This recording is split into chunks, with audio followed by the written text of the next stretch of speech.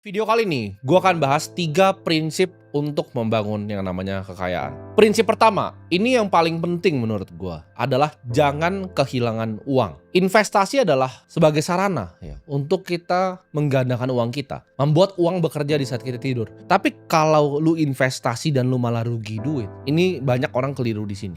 Kalian berinvestasi itu bukan untuk rugi. Aturan pertama investasi, jangan sampai rugi. Jangan pernah meresikokan yang namanya permanent loss of capital. Karena ini berbahaya dan sulit untuk dibalikin. Gue akan jelasin nanti. Jangan pernah ngejar spekulasi.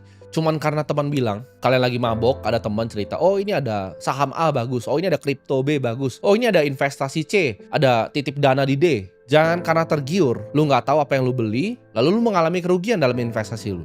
Jangan pernah tergiur ya dengan cara cepat. Gue kan selalu cerita ya, sebagai manusia itu kalian harus bisa bilang yang namanya enggak ke opportunity, ke orang ngajak ketemu. Investasi pun sama. Gue lebih banyak di hidup gue bilang enggak ke investasi. Misalnya kemarin, ya bahkan pagi ini ada deal yang datang. Teman gue bilang dia banyak opportunity di consumer. Ya nanti gue lihat dulu. Tapi kemungkinan gue akan bilang enggak.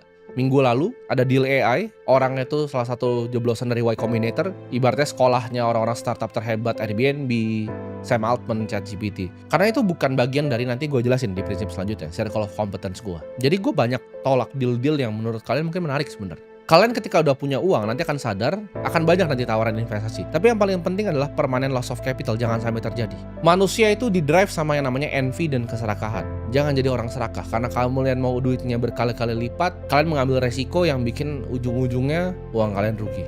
Contoh ya, lu menginvestasi ke hal yang lu gak ngerti. Misalnya 100 juta rupiah. 100 juta rupiah itu hilang 50%. Let's say lu invest di A. A ini dari lu taruh 100 juta jadi 50 juta. Itu turun berapa persentasenya? Kalian bisa hitung dengan cepat, 50%. Tapi untuk balikin A tadi dari 50 juta ini ya ke 100 juta, itu butuh naik 100%. Ini matematika yang banyak orang nggak paham. Turun tuh 50%, naik tuh harus 100%. Sekarang gue pengen kasih kalian tebak-tebakan sedikit. Kalian tahu nggak kalau turunnya 60%? Ya, misalnya jadi 40 juta. Itu harus naik berapa untuk balik lagi? Seperti modal semula. Jawabannya harus naik 150%. Kita ambil yang lebih ekstrim. 100 juta tadi taruh di C. Turunnya 80%, jadi sisa 20 juta. Itu perlu naik 400% teman-teman. 400% untuk balik ke modal awal.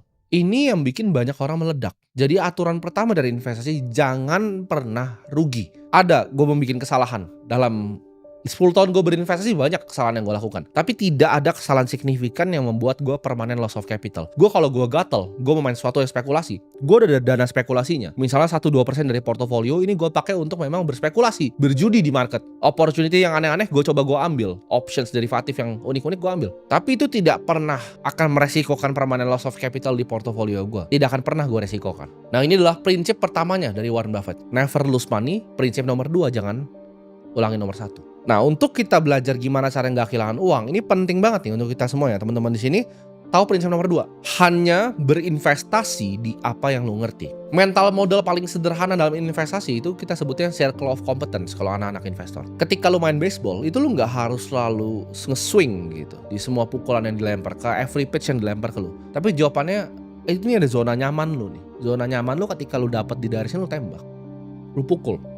Jangan bohongin diri sendiri, lu ngerti apa yang lu gak ngerti. Contohnya seperti gue minggu lalu ditawarin, oke ini ada startup AI begini-begini, series B lu mau masuk gak? Bareng ini, venture capital ada A, ada Andreessen Horowitz segala macam. Jawabannya gue jujur gue gak mengerti ya. Gue pengguna AI, tapi kalau gue disuruh bikin language model gue gak ngerti. Mulainya dari mana pun gue gak tahu.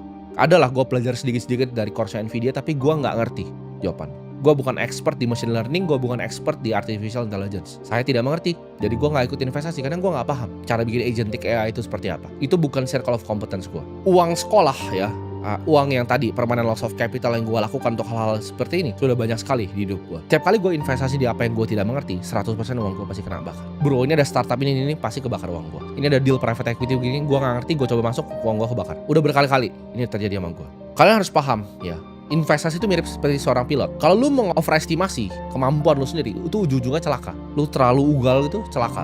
Perlu yang namanya kebijaksanaan untuk tahu apa yang kita bisa mengerti dan apa yang kita tidak bisa mengerti. Gue tuh lebih banyak bilang, oke, gue gak mengerti. Karena itu adalah format dari humility manusia. Ketika lu bilang, oke, saya gak mengerti, gitu. Gak ada yang salah gitu dengan ditawarin AI terus saya nggak mengerti. Ntar mungkin ditawarin quantum computing, mungkin gue jawab gue nggak mengerti, itu bukan industri yang gue ngerti. Tapi lo kalau tanya gue investasi di energi terbarukan, di solar, gue mungkin mengerti. Lo tawarin gue berinvestasi di bank, gue mungkin mengerti cara kerjanya bagaimana. Tier 1 capital, tier 2 capital itu apa, gue paham banget gitu. Cara ngitung cepat net interest margin dari bank, gue bisa analisa dari A sampai Z karena gue cover bank udah lama. Balik lagi, kalau kalian pernah kerja mungkin di fund ya, buy side atau di sell side di sekuritas, itu analisnya tuh dibagi coveragenya. Mereka punya universe sendiri. Contoh, ada yang spesialisasi di bank, ada yang spesialisasi di pertambangan, di mining, ada yang spesialisasi di consumer goods. Ini mereka pun dipisah-pisah. Jadi orang tuh harus punya yang namanya circle of competence mereka sendiri. Suatu bidang area investasi lu paham betul. Jadi investasi itu nggak harus di aset A, B, atau C. Nggak harus di saham perusahaan, nggak harus di B, di kripto, nggak harus C, di real estate. Tapi di apa yang lu paling mengerti sebenarnya. Lu paling mengerti nih. Ini lu tinggal di sini udah lama gitu. Lu ngerti banget harga sewanya semua berapa, silahkan lu main properti. Lu ngerti banget tentang emas, sejarahnya bagaimana, silahkan main emas. Tapi investasilah di apa yang lu mengerti. Karena ketika lu keluar dari itu, pasti lu rugi. Ini akan bikin decision making lu, keputusan lu lebih tajam. Ketika lu nggak ngerti, oke, skip. Ngerti, beli. Nggak ngerti, skip. Jadi pilih satu circle of competence dan jadi kelas dunia di bidang itu. Prinsip terakhir ya adalah untuk berpikir secara jangka panjang, pikir secara long term, karena compounding adalah keajaiban dunia ke-8. Buffett itu hit $1 billion di umur 56 tahun. 16 triliun pertama dia itu di umur dia 56 tahun. Butuh waktu puluhan tahun untuk compounding uang dia. Untuk yang memanfaatkan namanya bunga majemuk ini. Dunia itu terlalu banyak isinya orang yang cuma mau lari ya, mau nge-sprint pendek, tapi mereka nggak lihat bahwa investasi adalah game seperti maraton. Siapa yang punya endurance, siapa yang tahan paling lama. Contoh seperti gue sendiri, kalian semua nggak lihat prosesnya gue. Oh, lu jadi investor bagaimana caranya? Itu semua ada prosesnya. Gue bukan pengusaha dulu. Sebelum gue punya perusahaan yang benar, gue pedagang dulu. Gue pedagang, jualan sedotan, jualan minyak rambut, dapat uang 2 juta, gue masukin di market. Gue beli waktu itu saham BCA. Gue ngerti banget, gue cover bahkan sampai sekarang. Jadi itu adalah proses. Gue pelajarinnya dalam dan udah lama. Tidak ada yang instan.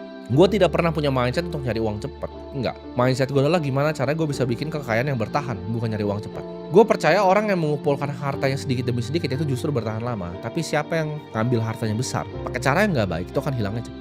Jadi ketika gue bikin harta gue pelan-pelan, ya kan, jualan sedotan, jualan minyak rambut, bikin agency, bangun ternak uang, dikit demi dikit gue kumpulin harta gue investasikan semuanya di market, gue pelajari, oh begini ya cara kerja bank, oh seperti ini ya kasa, oh NPL segini, kenapa bisa naik segini, oh ada corporate loan-nya yang gagal bayar, oh struktur loan tuh gimana sih, ada micro, pelajarin semuanya secara detail. Oh pertumbuhan digitalnya luar biasa ya, karyawan tetap segini, tapi nasabahnya 2 kali lipat. Oh ada ya bank yang bisa seperti itu. Oh kenapa? Oh karena memiliki brand yang lebih baik, memiliki pelayanan yang lebih baik. Oh manajemennya seseorang yang gue bisa lihat gitu. Keren manajemennya. Itu semua yang gue pelajari dari gue masih kecil. Jadi nggak ada semata-mata lu lihat, oh dia jadi kaya tiba-tiba, nggak ada. Ini prosesnya dekade. Gue nggak ngomong 1-2 tahun, tapi dekade. Bunga majemuk ini akan berbunganya dekade. Kekayaan itu nggak dibikin sama orang yang jenius menurut gue. Kekayaan itu dibikin sama orang yang disiplin, sabar, nikmatin prosesnya. Beli apa yang lu ngerti, ya tahan selama mungkin. Karena gue lihat dari banyak hedge fund, seperti bahkannya paling besar lah kita ngomong, konglomerasi paling besar, Berkshire Hathaway. Even grupnya Salim punya First Pacific, mereka itu ketika berinvestasi di suatu aset, mereka tahannya sangat-sangat panjang. Kalau kita lihat hedge fund yang luar biasa besar growth-nya seperti TCI, mereka itu portofolio turnover-nya 8 tahun. Ya. Ganti perusahaan tuh 8 tahun sekali. Lu harus punya mindset berinvestasi itu di perusahaan yang berkualitas. Jangan lu rusak compoundingnya karena lu pengen beli barang, pengen pamer, pengen ini. Enggak. Tahan 10-20 tahun, belilah investasi yang lu paham betul. Terserah lu mau beli properti komersil kalau paham betul. Lu mau beli misalnya perusahaan yang terbuka atau tertutup di private equity. Atau yang bahkan perusahaan yang belum ngasilin revenue di venture capital. Atau lu mau berinvestasi di teknologi terbaru seperti kripto, seperti AI. Kalau lu mengerti betul, silahkan. Tapi stick to circle of competence lu. Jadi yang pertama gue ulangin lagi, jangan sampai rugi. Kedua, beli apa yang lu ngerti. 3, punya mindset jangka panjang. Karena investasi adalah maraton bukanlah sebuah sprint.